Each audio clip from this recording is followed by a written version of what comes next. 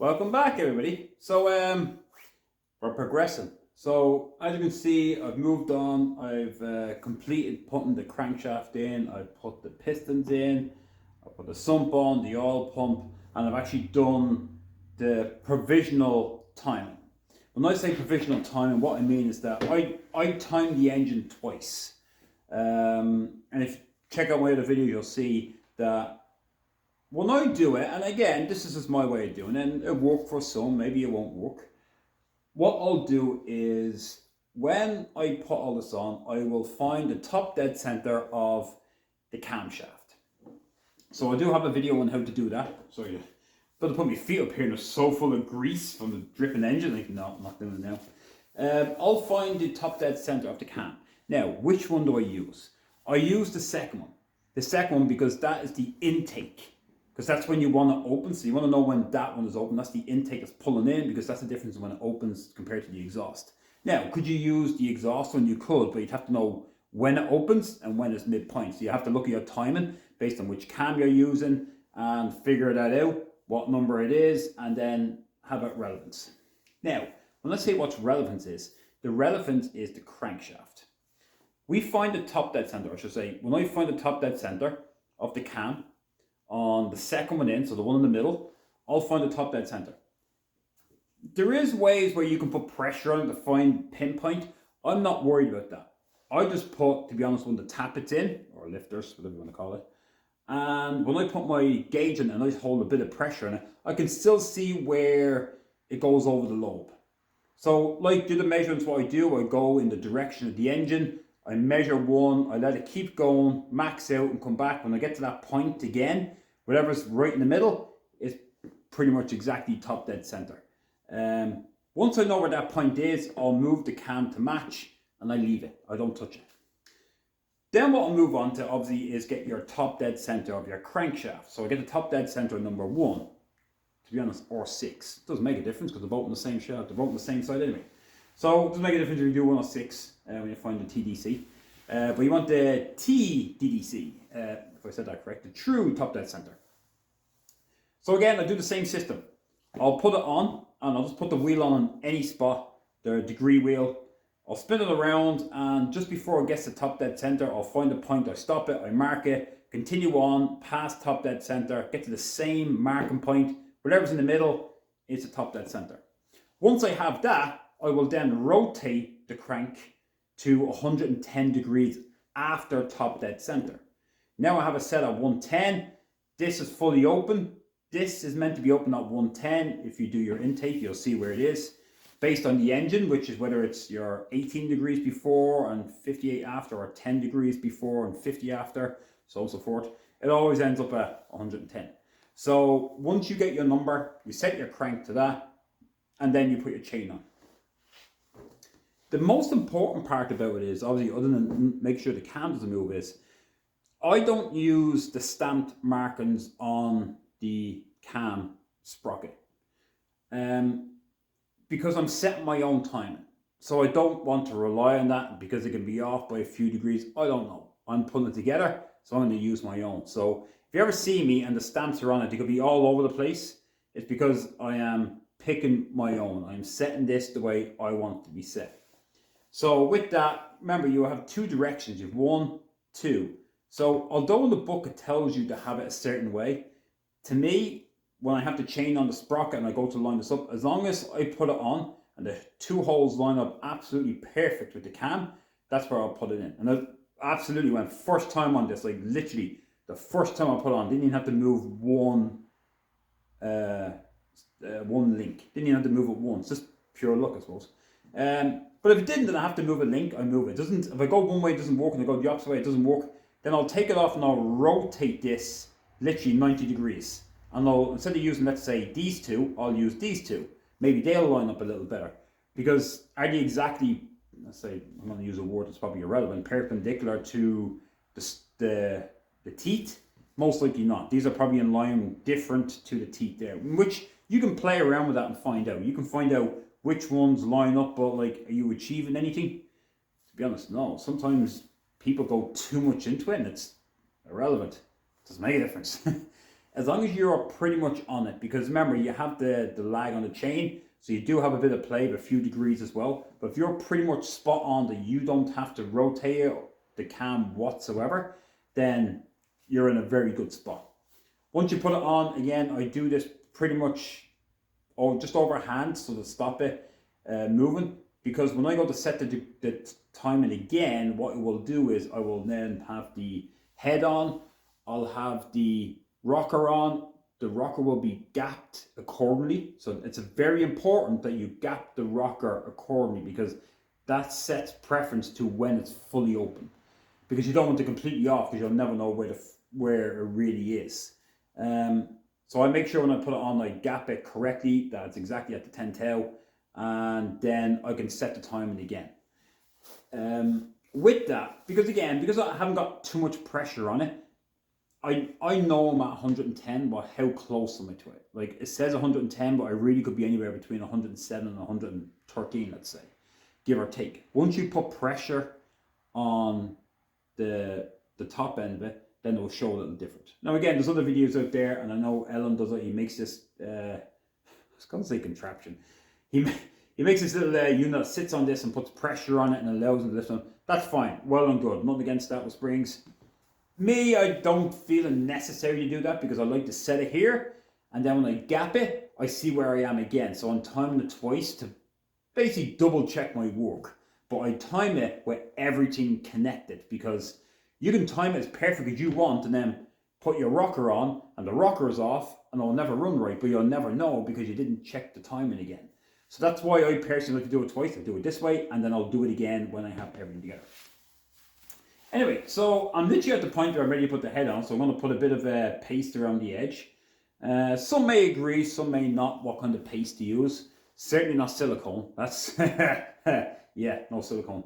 But it depends. I have seen, I know engine shops said to use a different Permatex one for sealing the block.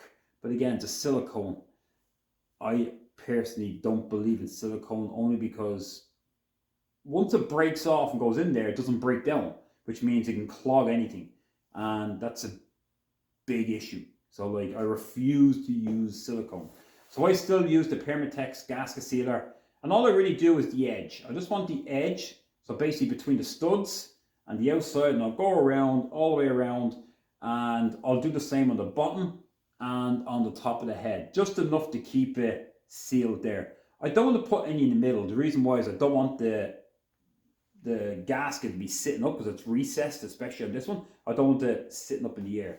So it's just to make sure that it's sealed on the edge. And I only use a bare minimum, because if you put a blob on, you'd be amazed that will actually lift it, and then you run the chance of losing your compression on the cylinders if you put too much. So literally just a little, you can almost put it on by your finger just to smear it just enough. So you don't necessarily have to have it, but it's always best to seal it. It's always the best thing. Now again, people have to say, hey, you should use this and use that. That's fine. Everybody to themselves, whatever you want to use, whatever you want to use. If you want to use silicone, by all means, go ahead. I just won't use it. So yeah, so that's where we are now. So I'm going to go in and get some paste and paste this up so I can drop the head on. What I do with these, another little thing with these, is to make sure these are flush. There is two different sizes, believe it or not. These come in two different lengths. One that's slightly longer, and I'd say it's, I don't know, maybe a 1/4 inch longer. Could you get away with it? Yes. The problem is, though, I find that is you may not think you have it done correctly if some of them are sticking up higher than the others. Now, the reason why one is longer than the other is they're meant to be sided. One side is actually really meant to be longer than the other. So if I'm correct, the inside, which would be this one, is actually meant to be taller to give you more room for it to go down compared to the outside. The outside is almost meant to be flush, almost flush with the top. Now again, does it make a difference? No, you can get away with it. These are pretty much all the studs are in it. There was one that was too big that I swapped out, but all the rest were all the exact same size. I have a feeling this engine was done at some point in its life, even though the bearings I took out were, everything was all original parts, but I feel like it was done with original parts back some time ago, a long time ago, for whatever reason. Just something's indicating that at some point that it's been off. that somebody stripped the engine for some unknown reason. That's why I said these are not exactly the way they should be. But again, just make sure it doesn't make too much of a difference, but I just like to keep them even. So I know when I torque them all, I should have the same gap all the way through, because if one's sticking way up or way down, either the stud is not in, what I do as well is the unit I use to take this out, I give a little crank to make sure it's all the way down, because if it's not down and you torque it, there's always the possibility that you're torquing, you're just twisting this, and you're not actually torquing it correctly, and then you have a warp, and then with a warp you have pressure loss. So it's just a few things to remember when you're putting the head-ons, that these are all, to say the word tighten down, I like to keep them all even, so all short or all long doesn't make a difference. So when I torque the head on the end, I should be looking at a even, the nut should be even to the threads across the board by right. That's what I'm looking for. Yeah, that's it. So we'll roll on some high speed of where I got to here. I didn't do when I was putting the pistons in, only because, well, it was late, it was dark, and there was low battery on the phone, so I just didn't bother. I just threw the pistons in. Yeah, that's it. So yeah, roll on some high speed, and we'll come back. We'll throw the head on. All right, see you in a minute.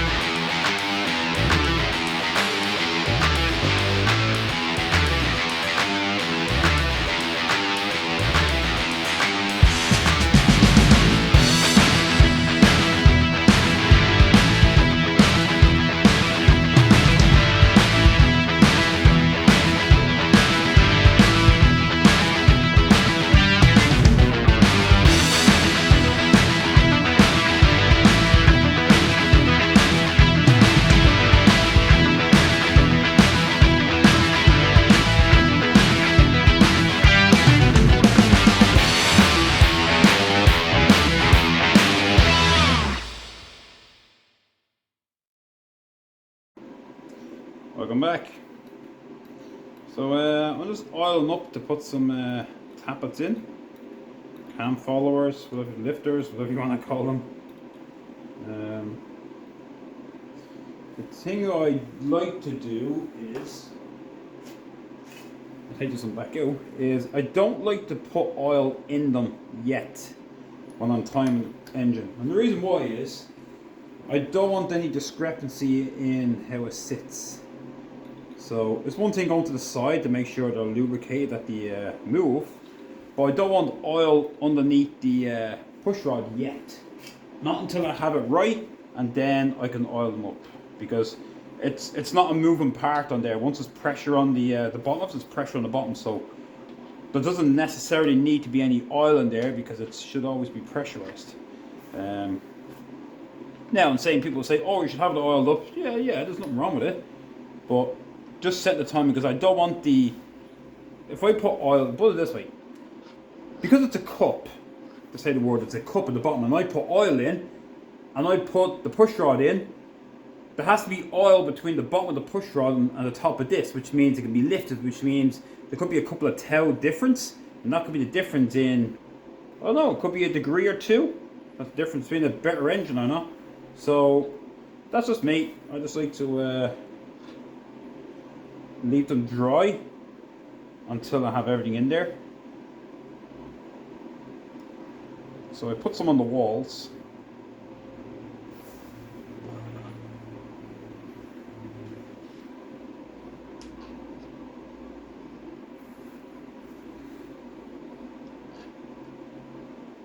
Alright, so it's important you get them on, because if you don't put them in, well, you're going to take the head off.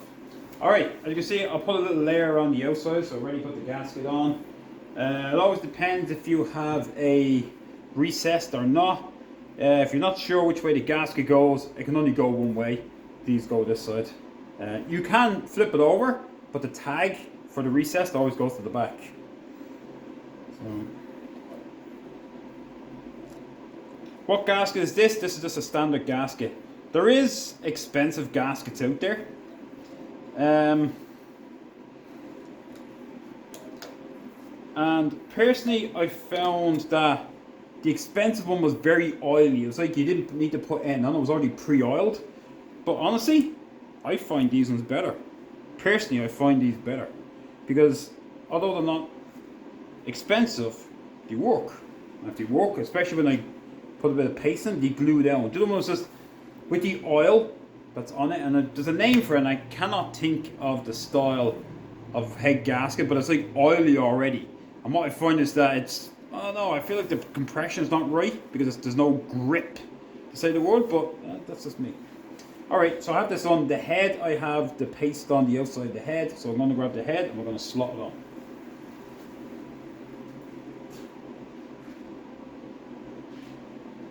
Oh, it is heavy. Okay.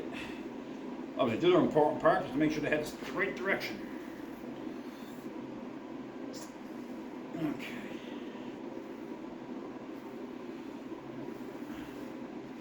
So,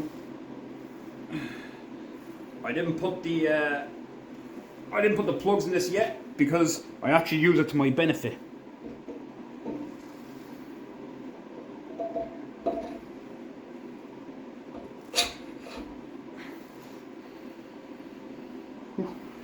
So that shows you how straight some of the bars can be. A little bit off.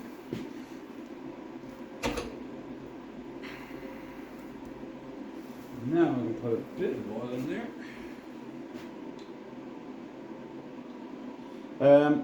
Yeah, I was saying I didn't put the core plugs in the back, and the reason why is it allows you to actually grip onto it, so I'm not holding the bottom of it. Because you don't want to actually contaminate the bottom either. Especially if you have oily or greasy hands, you don't want it getting on the bottom surface. So I'm just putting a little oil on this, so when I move it, it should go up and down again.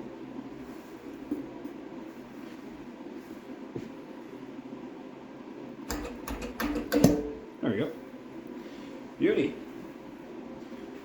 And then I'll just wipe the excess off because I don't want it running off the side. Even though it's the engine oil off the engine, I just don't like it running to the side. Now if you notice the top doesn't look great, but that's because it came back from the wash from the machine shop, and I don't paint the top.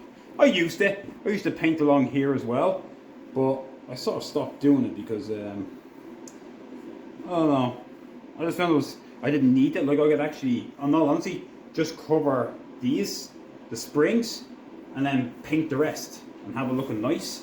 But I don't know, I don't see a benefit in it now. Because I put paste here, I don't know, I just felt like it's almost best not to put on, just to get a bit more grip. Because all it is washed. It's gone through the wash in the machine shop. Alright, so let's get some washer on.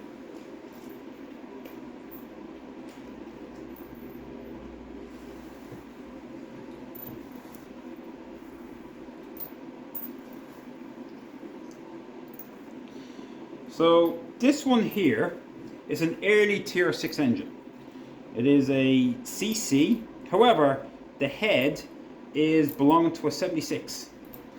And you're wondering, alright, well, what am I swapping them for? His original head was cracked. So it actually had a crack in it between, I had a crack between, number one, between the exhaust and the intake valve. So when you took the valves out, there's a crack across it, that means the head was useless. I brought over another head, the exact same, that had the exact same problem. It's amazing that, I don't know why, but I had the exact same crack in the head in the same spot. So I took this one over, this is a 76 one. What I done was I got him to machine it and put some hardened seats and obviously machine it again to take the original valves. So basically it's been, I'm not just replacing the valves, I've actually machined it with new seats to make it into an early head. Yes, you can look at it and say the canals are different or the outport's different. It doesn't make a difference. It will still work the exact same way. It's set up the same way. It's even run with the everything, all those original parts are actually still on it. As much as, funny enough, it's for an early engine, it does run a double spring all the way across. So again, it's one of those crossovers because it's a short crank, so you run a double spring. But it's still referred to as, it's still an early head. So that's the thing with the 72, it's a mix match, and I hate them.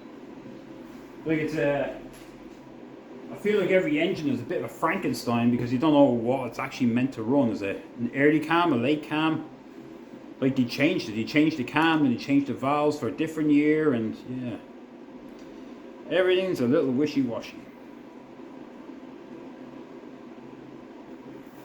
So we're going to get these on and we're going to torque it. There is a way of torquing it. Starting from, I believe it's starting from this side. So this is A, this is the A. And then we'll go to B and then C. So 1, 2, 3, and then 4, 5, 6, 7, 8, 9, 10, 11. So it actually has a pattern. It's meant to be torqued to 80. I do a 60 to 80, so 60 to begin with and then 80. And of course, I always, to be honest, I know it's 80, I really do like 82, just to make sure. 2 pounds is not going to do much.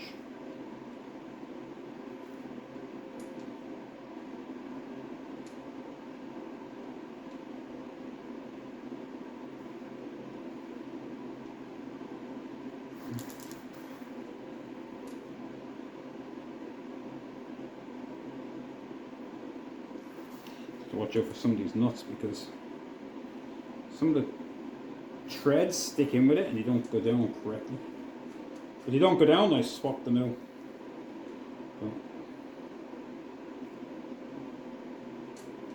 sometimes you just work better on a different stud. I don't know why. Just I also have too many of them. So.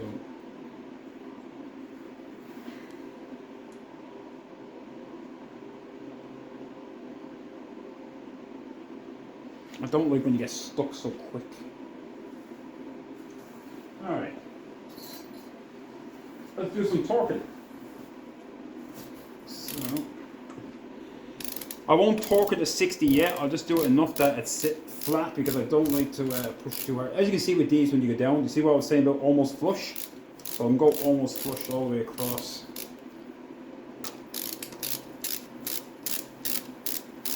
So the only thing I'll have to do on this one is actually block off the ERG. But that one is basically it's a half inch fine thread bolt that I go in there. The only thing you'll find is finding a washer to fit it. That's the hard part.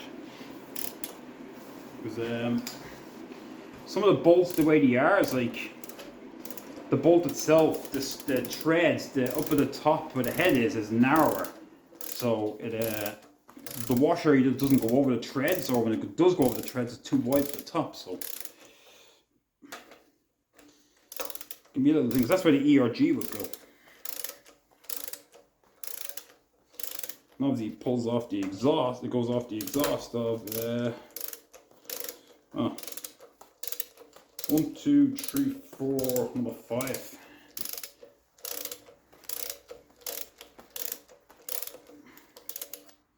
all I'm doing here is just getting the studs till they're all pretty much down to the bottom.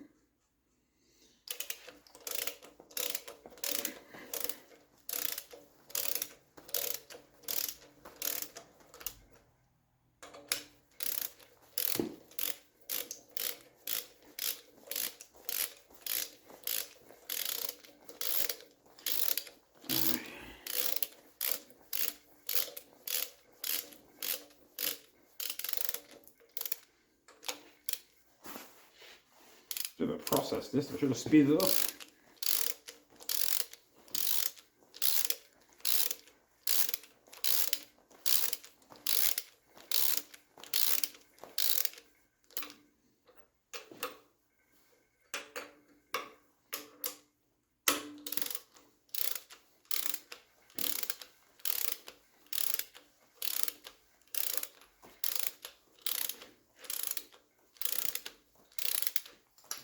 So while I'm doing this, we depending on when you're watching this video, obviously we're going to do some interesting things for the year for 2025. And if you're watching this down the line, then I might have already released some stuff. But yeah, we're definitely doing some different, interesting stuff for Triumphs and MGs.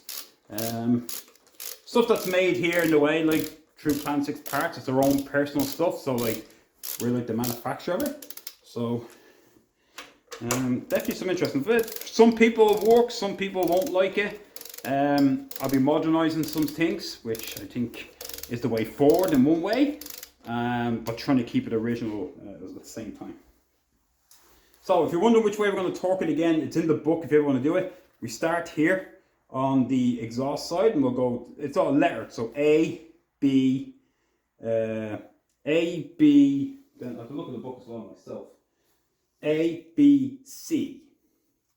Then I'll go D, E, F, G, H, I, J, K, L, M, N. So funny enough, it says N here, but it doesn't finish up on that one. And I'll show you.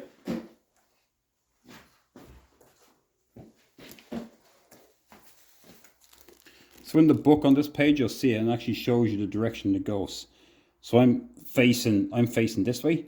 So as you can see, it's going to finish on this side, but yet the letter N is over here on the casing. So I thought when I was first doing it, I was doing it backwards because I presume, oh, it stops at N and the N was here. I presume we'll finish there. It's going to finish on that side. So I don't even know what the N is for. Somebody might tell me that. Why is there an N cast into it?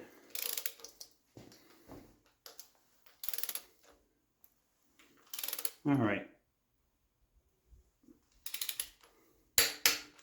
So I have it set for 60 pounds.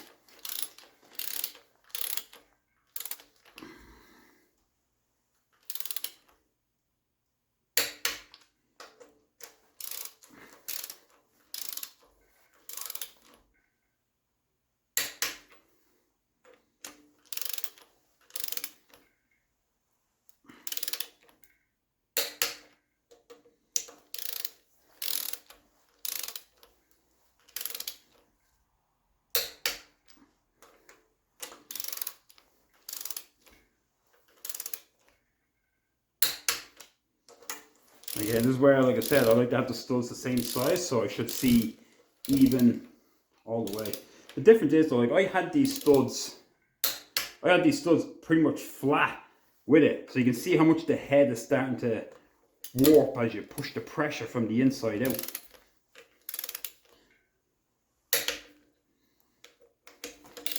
Because they were all touching the actual body when I put it down. Oh, I missed my stud. Thank God it's at the end.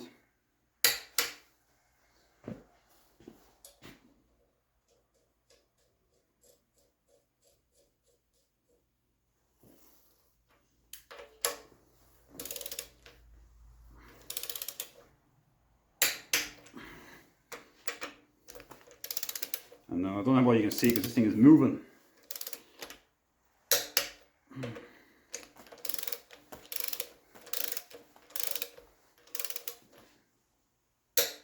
And finally that.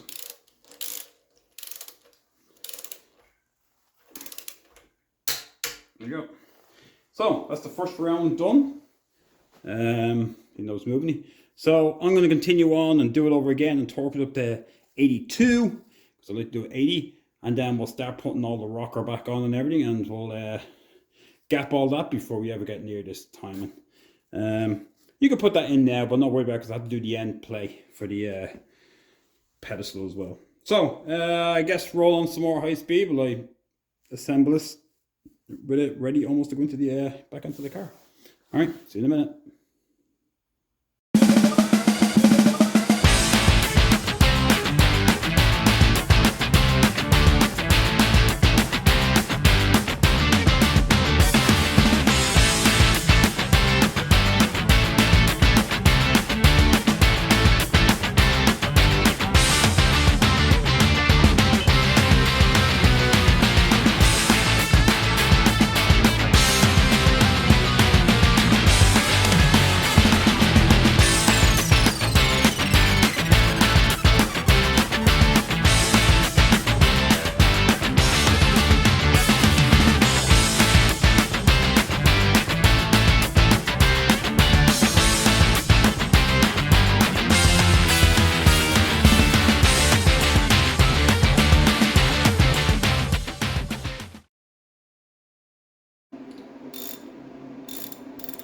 Okay, welcome back. So yeah, that's the rocker gapped.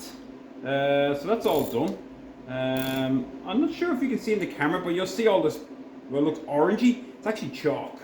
A trick I learned from a good mechanic many years ago was that whenever you gap a rocker, always chalk it.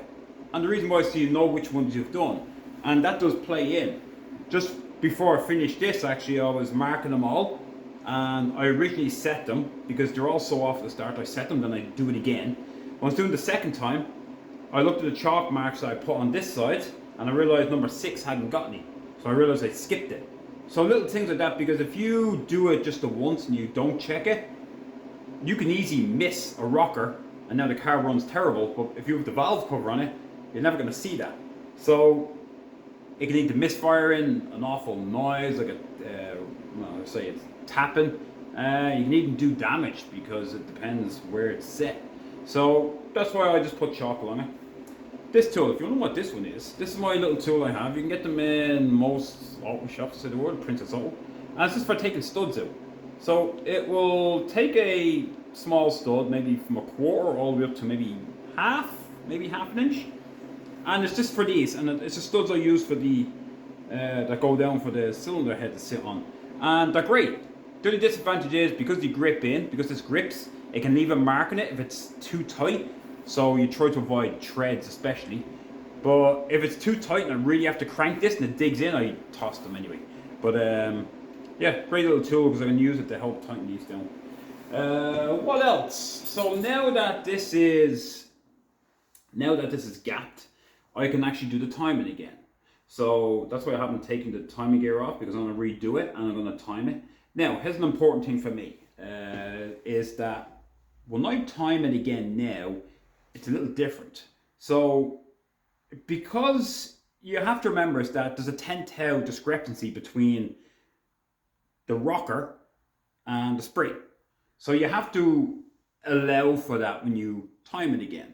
So when I do the timing now again for the second time, what I'll do is I'll actually put it on the spring itself. I don't put it on the arm. I did, and then afterwards I realized is that I'm not accounting for that 10 thou gap, because that it's a little bit, that could be the difference between a degree or two. It can be. So again, talking about trying to take out the discrepancies, I put it on the spring now, so as soon as the spring starts to move, I know that's the point where it's starting to open. So that's my way of doing it. Some will say, hey, just go for the rocker. Once you have a gap, this shouldn't make a difference. But I want to make sure the timing is the best I can to 110 degrees at the top dead center. So I'll check it now to see where it is, and then I'll readjust it if need be. Other than that, I appreciate and I want to thank you everybody who put the comments in about the wood chocks for the bottom of the block. Yes, I had absolutely no idea where I put them. So yeah, when I flipped it up and I placed them down, obviously they're on the side of the engine. I didn't see them at all. I had absolutely no clue. I didn't know where to put them. So I ended up getting more. I filmed them afterwards, after I made the video. And I was tidying stuff up. One just happened to fall as I walked past the engine. That's how I found out where the air. So I do it all the time. I will put something down and I'm convinced I put it here, I turn around, look back, and it's gone. We've all been through that. But yeah, it happens to me a lot. So yes, thank you for the people who noticed that. And just to clarify, no, they are not in the engine. I got the two of them, so there's no wooden blocks hiding in here. So that's it. So now that it's gapped, I can actually lubricate it. So like the wood chocks, now to find out where I put my oil canister, because I don't know where that's gone either. Yeah, these things go for a walk in here when I put stuff down. Oh, I wonder if I can find it. It was under the car. All right. It's fun and games, huh?